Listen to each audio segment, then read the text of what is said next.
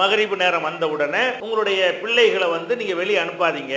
வாங்க சொன்னோன்னே சைத்தான் ஓடுகிறான். வாங்க சொல்லி முடிச்சோன்னு மறுபடியும் வந்து விடுகிறான். இக்காமத் சொன்னோன்னே மறுபடியும் ஓடி விடுகிறான். இக்காமத்து முடிய தக்பீர் கட்டின உடனே ஒவ்வொருத்தனுக்குள்ளே சைத்தான் நுழைஞ்சிக்கிறான். நுழைஞ்சிட்டு ரசூல் ஸல்லல்லாஹு அலைஹி வஸல்லம் சொன்னாங்கன்னு கேட்டா, சூரியன் மறைந்த உடனே மகரிபு நேரம் வந்த உடனே உங்களுடைய பிள்ளைகளை நீங்க வெளியே அனுப்பாதீங்க சொல்லிட்டு, அந்த நேரத்தில் சைத்தான்களுடைய வேகமான நடமாட்டம் இருக்கும். இந்த சைத்தான்கள் நடமாட்டம் சொன்ன உடனே அது சைத்தான் எடுத்துக்கிற கூடாது அந்த ஹதீஸ். ஏன்னு கேட்டா, சைத்தான் நடமாடாத நேரம் எது இருக்குன்னா எல்லா நேரத்திலும் சைத்தான் நடமாட்டி தான் இருக்கிறான். இப்ப மட்டும் இங்கக்குள்ள சைத்தான் இல்லைன்னு சொல்ல முடியுமா நமக்கு? தொழுகையில தக்பீர் கட்டி இருக்கும்போது சைத்தான் வந்துடுறானே. அப்படியே ரசூலுல்லாஹ் சொல்றாங்களே. ரசூலுல்லாஹ் என்ன சொல்றாங்க? வாங்க சொன்னோன்னே சைத்தான் ஓடுகிறான். வாங்க சொல்லி முடிச்சோன்னு மறுபடியும் வந்து விடுகிறான். இக்காமத் சொன்னோன்னே மறுபடியும் ஓடி விடுகிறான். இக்காமத்து முடிய தக்பீர் கட்டின உடனே ஒவ்வொருத்தனுக்குள்ளே சைத்தான் நுழைஞ்சிக்கிறான். நுழைஞ்சிட்டு என்ன பண்றான்? அதை நினைச்சு பாரு, இதை நினைச்சு பாருங்கிறான். கடைசியில் என்ன ஆயிடுது?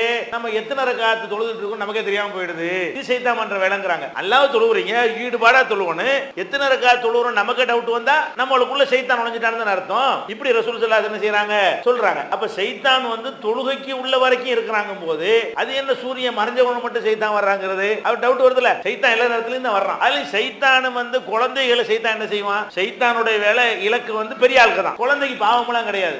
அந்த இடத்துல சைத்தான் என்று சொல்வது அது சைத்தான வேற எதுவுமா என்று நம்ம தேடி பார்த்தோம்னு சொன்னா, வேற வேற அறிவிப்புகள்ல இந்த விஷ ஜந்துக்கள் இருக்குல்ல, விஷ ஜந்துக்கள் அதுகளும் சைத்தான்கள் என்று சொல்லப்படும். அந்த இரவு அந்த விஷ ஜந்துக்கள்லாம் திரும்பி கூட்டுக்கு போற நேரம் அது. விஷ ஜந்துக்கள்லாம் என்ன செய்யும்? அந்த ராத்திரியானவன் என்ன செய்யும்? பாம்பு பள்ளி இந்த மாதிரியானதுகள்லாம் அதனுடைய இடங்களை நோக்கி செல்லும். அதுதான் அந்த இடத்துல அப்படி ஒரு அறிவிப்புல வருகிறது. அந்த இடத்துல சைத்தான் என்று சொன்னது சைத்தான் கிடையாது. சைத்தான் எல்லா இடத்துலயும் இருப்பானே. சைத்தான் குழந்தைய ஒன்றும் செய்ய மாட்டானே. குழந்தையினால அவனுக்கு என்ன லாபம்? நம்மள மாதிரி பெரிய ஆட்களுக்கு எடுத்தா அவனுக்கு லாபம். நம்ம நரகவாசி ஆக்கிடுவான். குழந்தைகள் அப்படி ஆக்க முடியாது. குழந்தைகள்கிட்ட விளையாடுறதுனால அவனுக்கு எந்த விதமான ஆதாயமும் கிடையாது. விஷ ஜந்துக்கள் எல்லாம் என்ன செய்யும்? சூரியன் மறைஞ்சோன்னா ஓட ஆரம்பிக்கும். குழந்தைகளை விட்டு வைங்க, ஒரே போட போட்டு தள்ளிவிடும், கடிச்சிட்டு போயிடும், பாம்பு கொட்டிடும். இந்த மாதிரியான ஒரு அடிப்படையில் தான் அந்த ஹதீஸ் சொன்னார்கள் என்று நீங்க என்ன செய்யணும் புரிந்து கொள்ள வேண்டும். இதுக்குரிய காரண காரியங்களோட சைத்தான்களும் ஜின்களும் ஒரு புக் போட்டுருக்கிறோம்.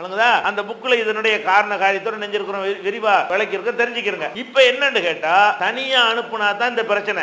அதனாலதான் ராத்திரியான கொஞ்சம் அந்த சூரியன் மறையும் போது அப்படி சொன்னாங்க. அப்புறம் விட்டுருங்கன்ட்டாங்க. சூரியன் நல்லா மறைந்து இருட்டி விட்டது என்று சொன்னா குழந்தைகளை அனுப்புங்கிறாங்க. அப்ப இருட்டா இருக்கும்போது அனுப்ப சொல்றாங்க, மறையும் போது வேணாங்கிறாங்க. கொஞ்சம் வெளிச்சமா இருக்கும்போது அதுல என்ன விளங்குது? இருட்டுல கூட அனுப்பலாம்னு சொன்னவங்க அதே சொன்னாங்க.